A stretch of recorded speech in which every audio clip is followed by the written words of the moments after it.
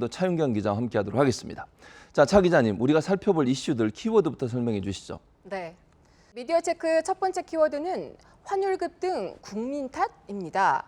원 달러 환율이 지난 1997년 IMF 외환 위기와 2008년 금융 위기 이후에 역대 세 번째로 1,400원대를 돌파했습니다.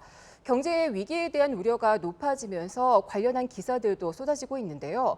이 중에서 고환율 책임을 국민에게 돌린 보도가 나오면서 비판이 쏟아지고 있습니다. 민주언론시민연합의 언론 모니터 보고서 내용 같이 보시겠습니다. 지난 9월 김용범 전 기획재정부 1차관이 SNS에 외환위기 때 금을 모아서 나라를 구하자고 나섰던 국민들이 이번에는 맹렬한 기세로 달러를 사들이기에 바쁘다고 비판했습니다. 그러자 그 발언을 인용해서 환율 상승을 국민 탓으로 돌리는 언론 보도가 잇따라 나왔는데요. 발언의 핵심 내용을 제목으로 내세우며 검증 없이 사실인 것처럼 느껴지게 했습니다. 하지만 이렇게 환율 상승을 국민 탓으로 돌리는 것은 무책임한 주장입니다.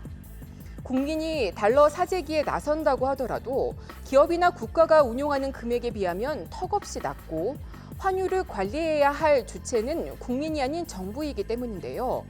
문제의식 없이 첫 보도한 연합뉴스를 따라 복사해서 붙여넣기를 한 기사가 이어졌고요. 총 22건의 기사 가운데 발언의 문제점을 지적한 기사는 4건밖에 되지 않았습니다. 언론사들이 이런 문제에 대해서 왜 이런 발언을 했는지에 대한 분석을 하지 않고 단순히 그냥 전 차관이 이런 얘기했다. 그래서 국민들이 책임이 있다. 이런 식으로 보도를 하는 것 자체가 더 큰 문제라는 생각이 드는데 차 기자 어떻게 보세요? 맞습니다.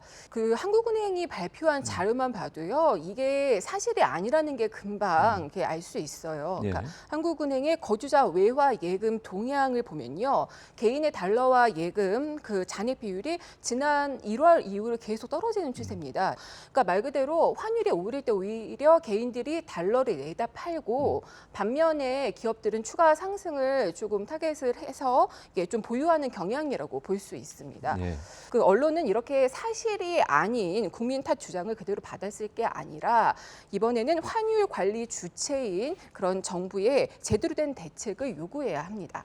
그러니까 문제의 본질은 사실은 정부나 아니면 금융기관이 제대로 잘 관리를 해야 되는 거잖아요. 그게 정부나 아니면 금융기관이 해야 될 일인데 그 탓을 다 국민에게 돌려버리면 실제적으로 이 문제의 본질을 파악하는 데는 실수할 수밖에 없어요. 저는 그래서 언론들이 이 부분에 좀 더 깊이 들여다보고 문제의 본질이 어디에 있는지 하는 부분을 잘 살펴서 보도할 필요가 있다 이런 생각이 듭니다.